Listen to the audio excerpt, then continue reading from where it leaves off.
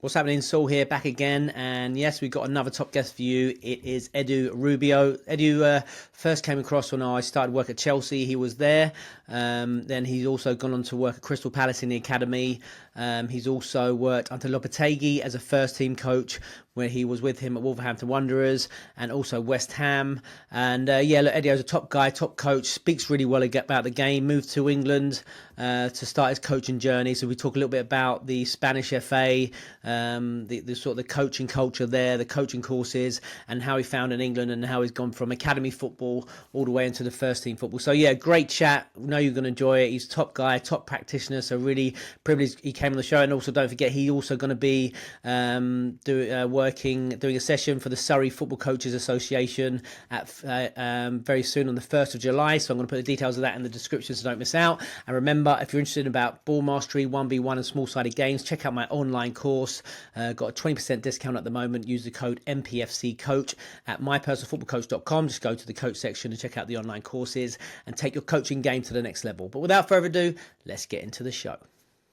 So welcome back to the MPFC Youth Soccer Player Development Podcast. Joined by a very special guest today is Edu Rubio. Edu, how you doing? Very well, thank you, and thank you so much for having me here. Great to finally meet. Obviously, known of you for many years. Can you just give us a brief outline of your playing and coaching journey up to this point? Yeah, absolutely. Playing wise, I played up to League Two back in Spain, and then I decided to go into coaching. I've always loved coaching, and I started obviously in Spain in Valencia Academy, but then when I came to London to finish my university degree, I got a job at the FA, then I got a couple of jobs elsewhere, and I decided to stay here. And it's gone from grassroots in Spain up to the Premier League recently, so it's been a nice journey. I'm quite blessed. So then give us a little bit of, just briefly, talk about the clubs you worked at. Go for it, because just roll them off like the way you worked. Sure. So I've gone Valencia Academy, then I've gone the FA, then MK Dons, Chelsea, Crystal Palace, Wolverhampton, and West Ham. Crawley Town, of course, Crawley Town. Yeah. So you obviously you're a lot of academy experience at MK Dons, Chelsea, Crystal Palace, at Valencia. Then you went into first team football. You've worked at Crawley Town and obviously assistant first team coach at both Wolves and West Ham. So you got quite a lot of experiences there. So you said you came to London to finish off your degree. Was it easy to get into coaching? Did you find it easy to get into the coaching world when you arrived? Not at all. Not at all. My career has always been a roller coaster, I suppose, like most people, right? But it's never been a linear arrow. It took. I mean, I couldn't even speak the language. I mean, that's the thing in Spain, right? They give you a grant to finish your university based on your marks, but they never check whether you can speak the language. So I couldn't even really speak English as per se, other than hello, goodbye, my name is Edu. But I thought, you know what, let's go there. Let's be brave. Let's have an international experience, learn the language. And then when I got here, it was tough. But managed to get into a grassroots club, linked with the university, Hampton Rangers, who they were beautiful. They were amazing. And actually, I'm so blessed that I started in grassroots. And the FA didn't recognize my UFAB from Spain. So I had to start and do my level 1, level 2, UFAB, everything. And that at times I thought, oh, blame me, that's a struggle. But it's helped me a lot to then understand the culture, the country, and actually to start from zero and be proud now that, you know, of those humble beginnings. That's really interesting. So tell us then, are there any differences between the UFAB in Spain and the UFAB in England? Obviously, now they've changed, right? I mean, I'm talking, even though I'm only 41, I'm talking about 15, 16 years ago. So both UFAB and in Spain and England have changed. But back then, I think the main difference was that UFAB in Spain was much more tactical. It was a lot about pedagogy, how to manage players, how to coach. While here, you don't do that till you get to UEFA A and pro license. Interesting. And what do you? I mean, you know, if you're looking, you know, stereotype, you think about Spanish football. Look at the sort of, you know, is it very emphasis on positional play, rondos, that group possession, playing quickly, that type of thing? Yes, but having said that, let's not confuse as well, and that's an interesting topic, perhaps a broader topic for another day. But some people believe that in Spain they only play possession-based football. And no, that's been the national team, that's been the main teams like Barca and so on. But there are loads of teams there that they also play a bit direct, that they don't really play out from the back. So there is a bit of everything in Spain. I think it's interesting because modern like Spanish football seems to be evolving a little bit, doesn't it? You look at Areola, the play, and even the Yes. Spanish national team recently, they're a little bit more direct.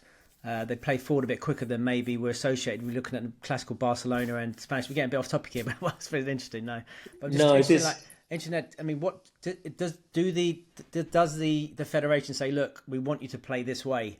This is the way No. you should play, or is it saying, okay, look, there's lots of different ways? Is it reactive, that sort of thing? Can you give an idea about that? Yeah, no, they don't. They don't. Basically, they just want to know whether you can coach your methods, whether your methods are aligned to your DNA and aligned then to your drills. And if they see that there is obviously a logical process, so okay, he's using these drills because that's the kind of game that he wants to play. And yes, when he goes and justifies his game, it makes sense. As long as you do that, that's what they want to see, and that's what they want to do. So no, they don't really force you to play any DNA, any philosophies, any style as such.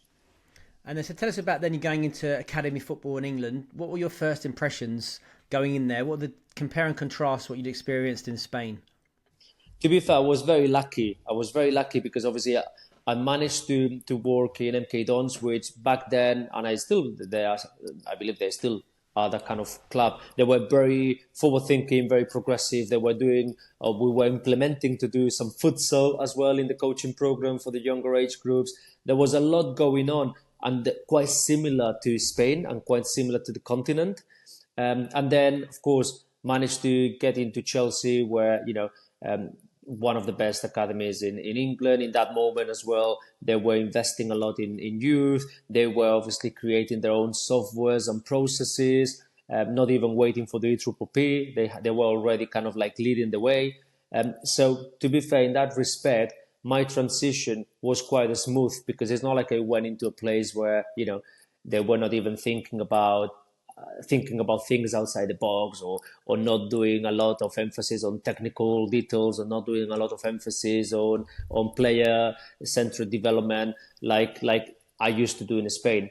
What I can say though is that the country in England, we've evolved a lot in the last 15 years. I think from where it was 15 years ago in general, not just my experiences, but in general, to where we are today, I think the FA, the LMA, the PFA, all the government bodies have done a lot to really invest a lot in youth and in football in general. And that's why we are getting other results in the national team as well. So, give us some examples. What do you think? Well, how have they moved on? I mean, I know, I remember my, 20 years ago starting academy football. Some of the things, the games I saw and stuff like that was, like I say, remarkably different. Can you give us a bit of, some examples?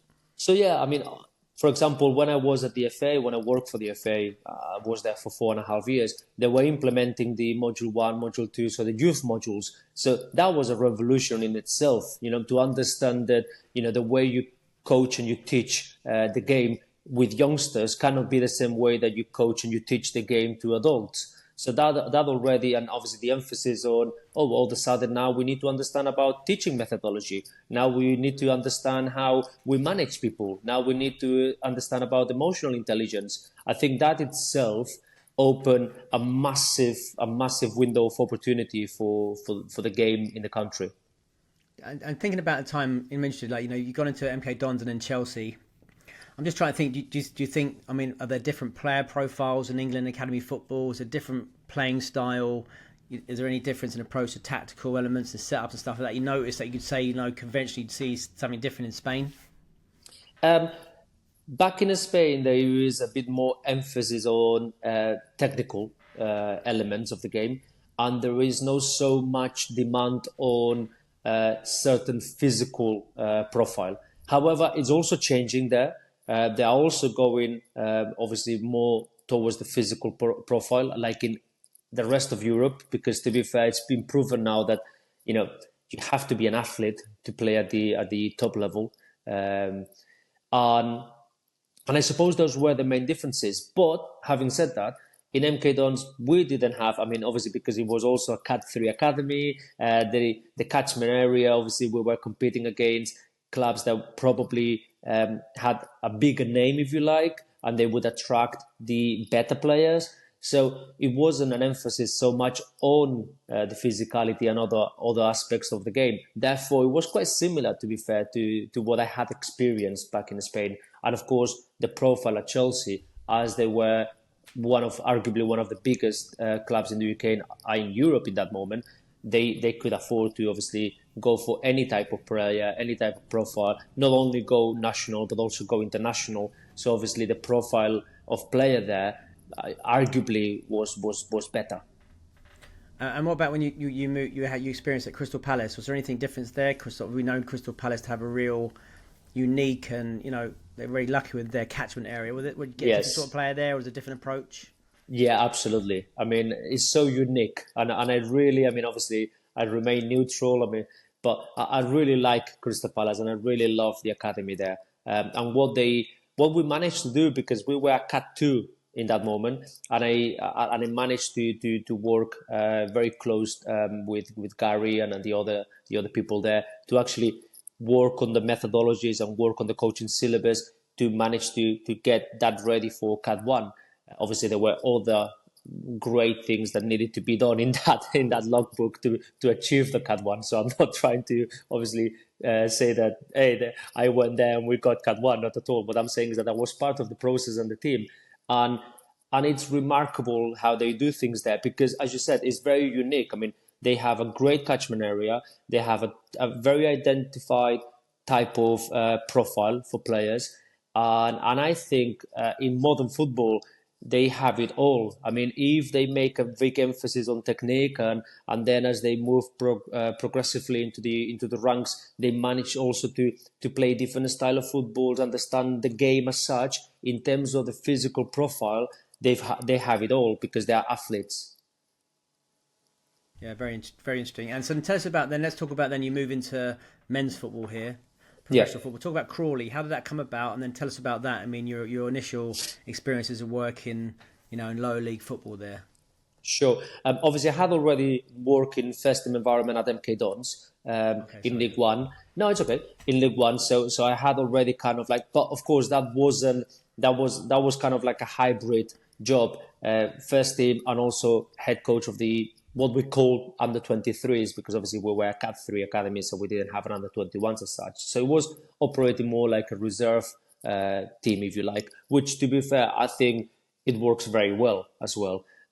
Because then you get some of the first team players in the team, then they can mentor the youngsters. So I think that's value, that type of hybrid. But anyway, then I moved into answering your question. I moved into Crawley Town, and I genuinely loved it because I remember people saying, "Oh, we don't have lots of resources. Oh, we train one day here, one day there," but I felt that there was a sense of home, togetherness, family, and we managed to at the end to have a very good season, and it was a great experience. I loved working in those clubs, League One, League Two. I did really enjoy that, and I think some people who don't understand about those leagues or have not worked in those leagues or have not worked with those type of players, they assume that, because they are level 3 or level 4, because they're not in the Premier League, oh, well, I mean, there is no quality, or maybe the game is not played in this way, on this other, and I would disagree. There are really talented players in those leagues, and I think it's actually very competitive and very tough leagues. I mean, yeah, you say you're tough. I mean, I spent a few months at Crawley as well when Dan and Kev went there. Okay. But I mean, just bear us to compare and contrast. Obviously, that type the type of football there is very different. Where you're going to experience in comparison to what you might experience in academy football, 23s football, Yes. or that sort of thing. Especially when you're working at Chelsea and stuff like that. So tell us a bit of that. What were the demands on that? What were the differences? We know you talk about physicality and that sort of stuff. What was the difference and what were the main challenges in there in terms of playing style and stuff, things around those things? Well, the main differences is that every weekend you are facing an opponent that plays in a different manner, that has different type of profiles, and they are not and that they are result orientated. Sometimes with under 18s, under 21s academy, that could be one of the struggles, that you face teams every weekend that they pretty much try to play the same way, possession-based football, playing out from the back, being expansive, inverted fullbacks, and all that kind of thing. And so I think that in those age groups, in 21s, 18s, it's so important to have those competitions like the Checker Trade, Papa John's. Well, I don't know how it's called now. There are so many, but those type of trophies, those type of competitions, because they play against a 32-year-old centre back that is very experienced, that knows how to play the game, who is not afraid to give you an elbow, who is not afraid to clear it, and then push up, squeeze the ranks, and really put pressure on your box when you are not used to, facing that type of game. So I think that is quite important, and that was potentially one of the things when I went into Crawley Town. We have to be quite adaptable. We wanted to play a certain game, we wanted to play in certain style, but every weekend you were facing opponents with good players that knew how to play different ways, and you had to adapt to it. And I think that's why I learned a lot as a coach in those leagues, because it's difficult, it's tough, and it's also, you've got loads of games in, all the pitches are different. Not all the stadiums are super nice and with the grass well cutted and everything amazing, and you can do your routine of warm up in the same way, because sometimes you don't have a space in the changing room. Sometimes you can, the groundsman tells you not to use that quarter of the pitch, and you know how it is sometimes with the groundsman. If they say that you are not using that quarter, that's for sure. So it creates something that I think you have to be more resourceful, and at times you have to be a bit more adaptable than even in the Premier League. Tell us about then that. What does that look like on the pitch in terms of when you're delivering? You're planning in your delivery of sessions. What does that look like? I mean, I'm interested in how adaptable do you have to be? What did it look different to what you did when you work in academy football? A little bit. Obviously, I have my way, and I have my mannerism, and I have my style. So I suppose that you could see that through it. But yes, I mean, it's more. Basically, the main difference is time. Because in academy football, I'm not saying that results are not important, because I believe in 18s, 21s, they should be. You should also play your way to win games. However, it's not the result is the main thing. However, with first team environment, it's a little bit more kind of like, well, we're going to play this way because we believe that playing this way, we're going to get the result. However, if we need to change something within the game, we will, because ultimately it's not about so much the style, it's about winning the game. So in my training sessions, we were more kind of like, okay, what do we need to do this week to really be ready to face this opponent that is going to present this and this and this and this, and how can we tailor our DNA, and how can we maximize the strengths and the skills of our players to try to play the way we want to play against a team that is going to do these things. And obviously we want to try to kind of like beat those skills and those strengths of the opponent. While in academy football, you would do that maybe on the Friday, right?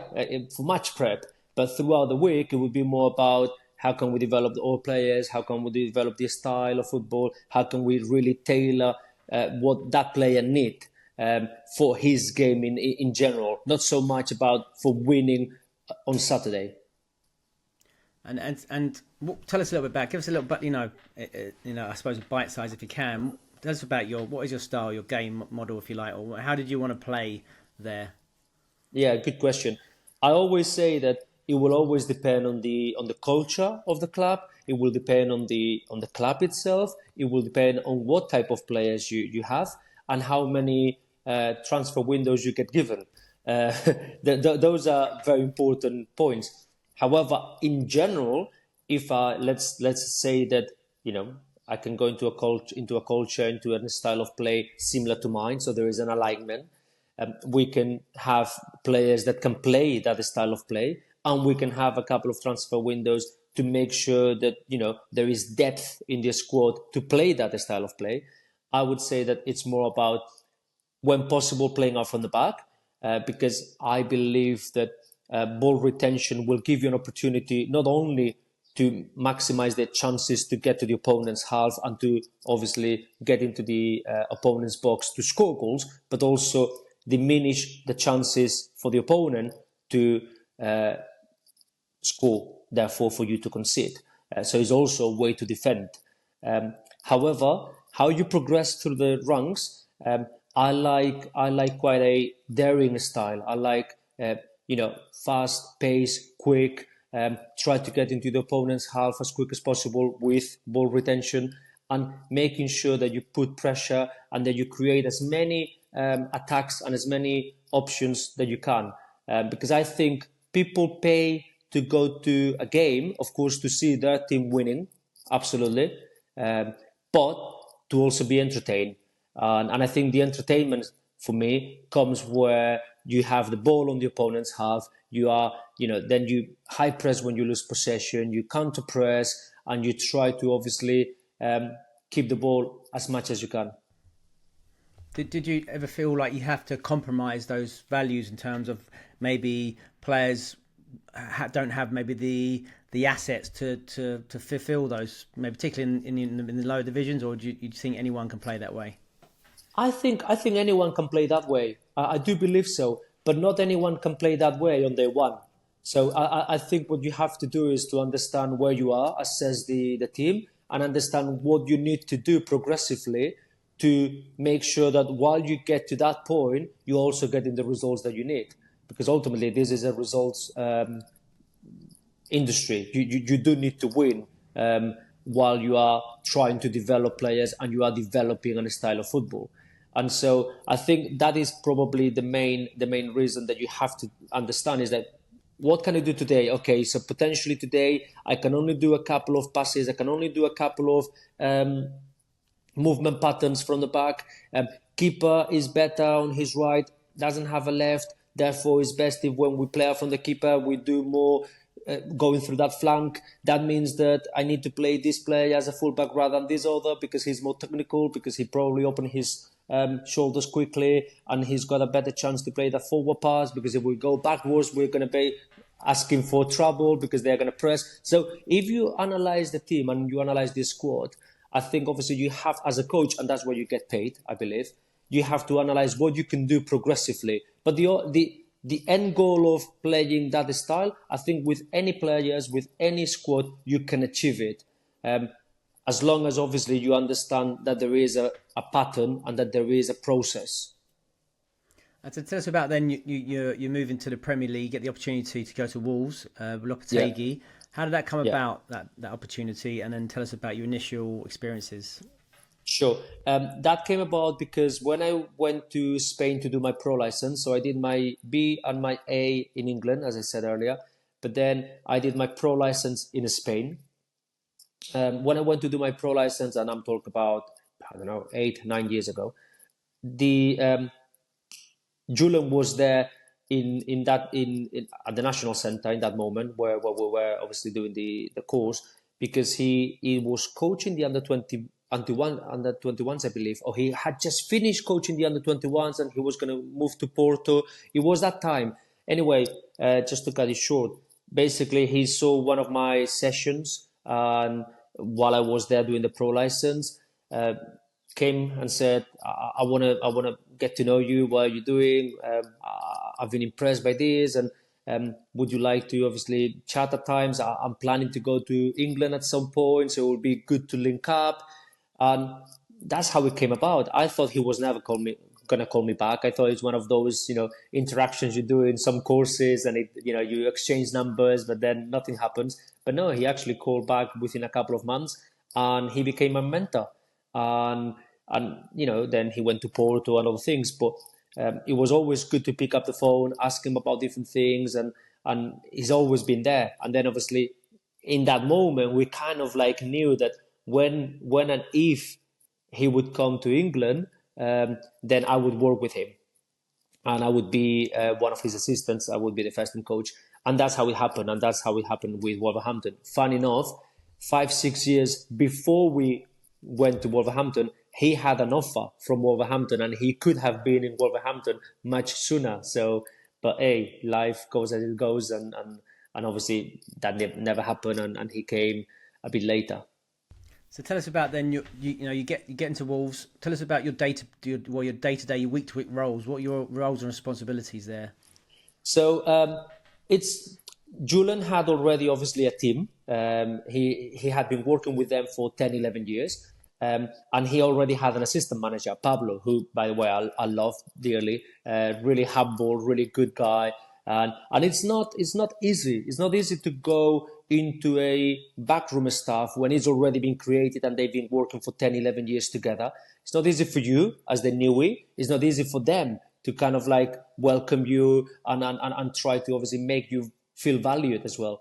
But the transition was from day one, we click. It went really well, to be fair. And then I became a first team coach stroke assistant manager because obviously Pablo couldn't speak the language. So for certain things that you would expect your assistant manager to be doing, he was very relaxed to, no, you do it, I do it, it's okay. And obviously I was very always conscious to, okay, Pablo, I'll do it. But, we know that I'm the first team coach, you are the assistant manager. But there wasn't any, so we both work as assistants. So my day-to-day was obviously on the pitch, coaching, as you would expect a coach to do. But then I also work with the transition, so making sure that the under-23s, the under-21s had a presence in our training, and to speak to the academy and the under-21s to make sure that there would be a smooth transition, because that was important for us. But then obviously away from that, I was on the pitch. I was also in charge of the IDPs, so doing the individual coaching at the end of the training session. But we would do it together. So it would be all of the coaches, all of us would do it. It's just that I would potentially plan the sessions a bit more than others. And then with Julian, you have to do a little bit of everything. So also set pieces with Pablo. So between the two of us, we did set pieces. Also analyzing the opponent to obviously come up with a game plan. Julian watches his 8-9 games of the opposition. It's crazy the amount of work he does. He's a workaholic, and obviously you have to keep up with that pace. So you end up watching 7-8 games yourself as well, doing the set pieces, doing this. It became 15 hours a day, 7 days a week. But I do love it because I learn a lot. And away from the grass, then I help him with, sitting with him in the media, going to meet the sporting directors and the chairmans. So he would always want me around to make sure that he felt, that there was someone there to help him and support him. So my job was like probably 3 in 1, but I feel grateful because now I feel ready to be a head coach myself, thanks to those experiences. If you had work only as a first team coach, doing your coaching bit and doing this bit, and then kind of like being more like box into your area of a speciality, then I would have never been exposed to what the manager feels when he goes into a post-match press conference, having lost 3-1 and having to, explain by, certain nasty questions that you don't experience as an assistant manager or first team coach as such. But I did, by being constantly his shadow. Yeah, very cool. So then let's go back a bit. You talked about the IDPs there, the individual work. Yeah. Tell us a bit about that. Give some detail of that in terms of then how did you approach that? You talked about all the doing at the end of the session with everybody. Can you give us an example of that and what that looks like at first team level? Yeah, absolutely. So basically, like you would do in academy level, you would have obviously a template with the strengths, weaknesses of each player. Then you would put a video together of the player. Then you would sit with the player every afternoon and discuss whether they agree, disagree, what can we do, what do you feel is important to get their input. Then you would go away, refine that video, refine that template based on the conversation, discussion. Then you would go to speak to the gaffer, say, gaffer, this is what I'm thinking, this is what we've discussed with the player, what do you think? Is this in line to what you feel this player needs to obviously learn and develop to play the way you want us to play. Yes, no, interchange ideas. Then you present it to the other coaches, and then you come up with certain drills. So it could be very technical drills, very analytical, depending on the thing. It could be drills which are very tactical, so incorporating all the players, and then who also need to work on the same things or the opposite things. So one would be crossing, the other one would be heading, for example, as a very simplistic example. So then there you are. You can put together a crossing and finishing exercise for those who need to do work on the crossing, for those who do need to work on the finishing, or defending crossing. Or so you could, depending on the key factors and the learning outcomes, then obviously you would develop certain drills, and in certain ways, more or less analytical. And tell us, and how did you decide who's getting what when? So for example, you got 25 plus players or whatever in the squad. Yeah. Are you reactive there? Are you saying, right, okay, look, these are players need it, or are you saying, look, we're going to try and reach all the players here? And how did you approach that in terms of, opportunities, I suppose? Yeah, very good question. And I'm not going to lie to you. In an ideal world, if you start in pre-season and there is not a lot of, things going on in the club, I think I would do it more kind of like, well, this is the players. Let's work each week with different players. And let's try to make sure that each player does do some IDP at least once every 2 weeks, and it's tailored for their needs. Let's try to obviously distribute certain players for certain coaches, so those players always feel that there is someone they can go to speak about their game. Obviously, if it was something more general, they would speak with the gaffer. So that would be the ideal world.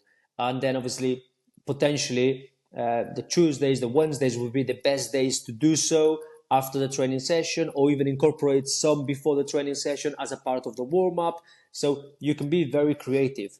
Now, when we, for example, in Wolverhampton, when we arrived there, obviously the team wasn't doing great. They were bottom. We kind of like needed to maximize the time on the grass to work on the tactical game of the team, to work more on team as such. So there we had to be a bit more adaptable and flexible, and it was less time on the grass as I would have liked, more videos and conversations with them, and then incorporating a lot of that into our generic sessions, which I also believe is quite important. So then it would be, for example, we are doing a phase of play where we are working on how we are going to beat the block, for example. Then it would be important that if the gaffer is taking that drill, for example, then I could go then around and he's like, well, remember this and this, remember your position, remember in your IDP, you want to cross it in that way. You've not tried to steal a cutback. Can you challenge yourself and next couple of attacking phases, you do a cutback and then see how you position with it. If it has a cutback, then work on that midfield player who, for example, needs to make sure that reaches the box in the second line and needs to and gets some shots on target. Well, now you had a cutback there. You were not in the position. You didn't position yourself properly. Or if you did, you didn't put the shot on target because you didn't position your body shape in the right way, or you didn't use your laces, your inside foot. You went whatever. So there will be also an opportunity to work on those key factors and learning outcomes in generic sessions or more team drills. Can you give us an example then what like a typical session might look like at Wolves there, Yeah, sure. Obviously, like probably any sessions in any clubs, you start in the gym. So obviously injury prevention, then doing a little bit of gym work, which is going to be needed for that session, obviously depending on what we are working, if it is, whether they need force, power, then we would go into a more generic warm-up on the pitch, and then very quickly we would go into a specialized warm-up based on what we want to do, so already in the learning outcomes and the tactical side. So if we're going to be working on counter-pressing, so we would make sure that we do a few rondos to finish off the warm-up, but the rondos are based on counter-pressing. So when the team in possession gets dispossessed, then how are they going to react to win the ball back quickly? And then when they do, then they can shoot on target into one of the mini goals, and then they get a point, and then we carry on with the rondo. So it would be important that even from the start of the session, they're already thinking about the tactical side of the game that is going to be needed based on the learning outcomes and the key factors of that session. Then we would go into potentially a more small-sided practice, dividing the team into 2 or 3, probably 2, depending on numbers. And then after that, it would be straight away into phase of play or small-sided game based on over. So if it is counter-pressing, so okay, the team that is going to be in possession, when they get dispossessed, who hunts for the ball, how do we then create cover and balance, when we win the ball back, how are we going to play forwards, first pass is going to be important. So all those key factors to then get through the process. And then we could potentially finish with a game, we could put 11 aside, we could potentially finish with tournaments, depending on obviously how you feel that day is gone. You don't want to, as from the warm-up, it's quite tactical and chasing the key factors and the learning outcomes and giving a lot of information. Sometimes you don't want to finish also with so much information and so much. Maybe you just finish with a 4-team tournament with a small-sided game for them just to kind of like let go and create the synergy in the group and the understanding in the group that you also need to play the game. Hi everyone, Saul here. Just a quick one to say, if you're a coach or you're interested in coaching, check out my online e-learning courses at mypersonalfootballcoach.com. If you want to find out more about ball mastery, 1v1 and small-sided games, the staples of the best academies in world football, go to check out my online e-learning courses, the level 1, level 2. These have been utilised by some of the best academies in world football, and obviously my methodology is proven at the highest level to take players to the Premier League. So use this discount code MPFC Coach to get 20% off now. Go to mypersonalfootballcoach.com to the coach area, or just follow the link in the bio and take your coaching game to the next level. Yeah, that's very interesting, mate. And tell us then about then, so you go to West Ham. Was there any differences in there, like in terms of the club or the atmosphere or the setup or anything like that?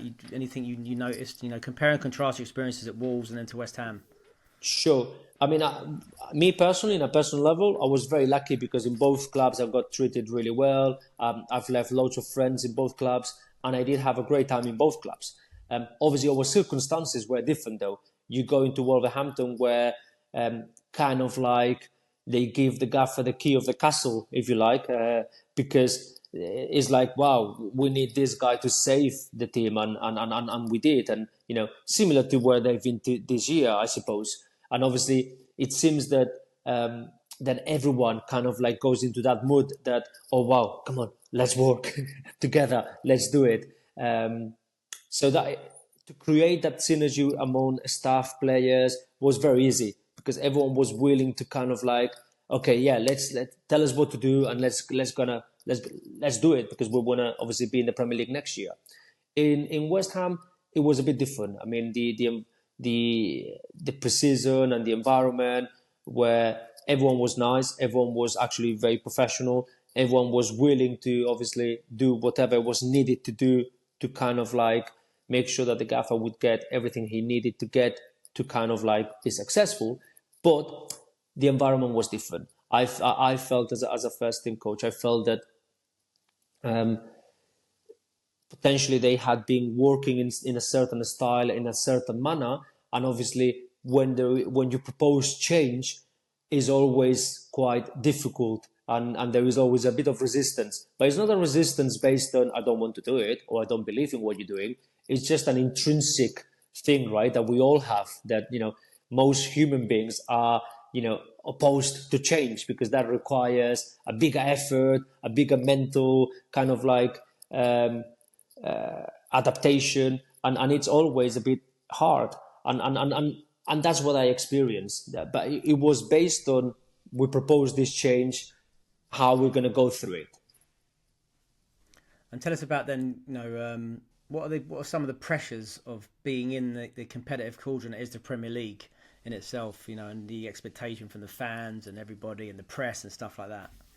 Yeah, I mean, it's funny because everyone says, well, in the Premier League, the pressure, and of course it is, and which I welcome, by the way. I've always said I love that. I mean, And that's why, for example, now in this moment in my life, I prefer to remain here rather than go to Qatar yet.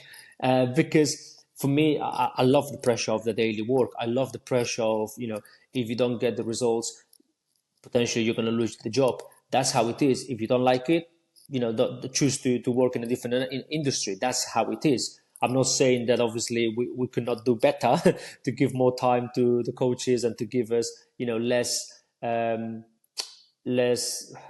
was going to say not logical processes, but I welcome that pressure. But what I was going to say is that we always say about the Premier League, obviously there is more media attention, there is more money involved, therefore potentially the pressure would be bigger, and it is. And especially if you are the number one, it's not the same to be the number one than to be the number two.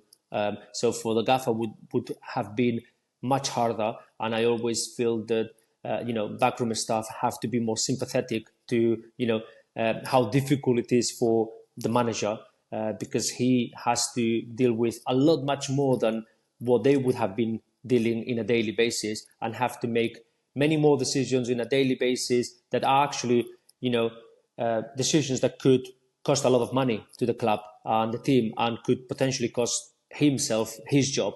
So to be the number one, you have to be strong, and you have to be aware that you get paid to make those decisions, and you shouldn't hesitate about it. And that, again, that's something I welcome and I love. But what I was leading to say is that there is also pressure in League Two, there is also pressure in League One, there is also pressure in Championship. The pressure doesn't really change. Maybe the media attention is not so great. Maybe the money in terms of the numbers are not great, but they are also very important, because if you don't make the right decision in League Two, you could go into conference next year. That represents losing your spot in the EFL. Or if you make certain decisions in the League One club and all of a sudden you get relegated to League Two, that represents probably a lot of people losing their jobs in the club. So you have also a great responsibility to make sure that your decisions are not only based on what you fancy doing, what is good for your DNA, what is good for your career if you are a young coach. You have to make decisions also based on what's good for the football club, because there are loads of people that depend on your decisions. And so I think it's important that we also honor those things.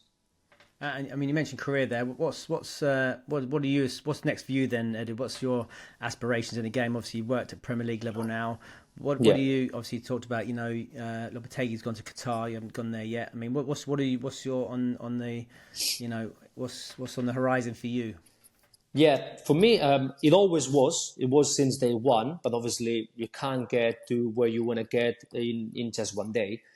Was to be a head coach myself, and I say head coach because I do prefer to work in an environment where there is a sporting director, technical director, call it as you like, head of methodology, call it as you like. But I do like that that setup in a club where you are working with someone else, and that's it basically. So become a head coach, potentially, if possible, in England, because I love England, and obviously the last 4 or 5 months since we got dismissed from West Ham, I've been going back to watching a lot of League Two, Championship, and there are leagues that I love, and I do believe that I could do a very good job there. But if it is starting abroad as a head coach, so be it. And if it is to still do a spell as an assistant, whether it's with Julian in Qatar, or whether it's with someone else in England in the Premier League or the Championship, so be it. I'm someone who, I know where I'm heading, and I think I'm ready to be a head coach, and I think I can add value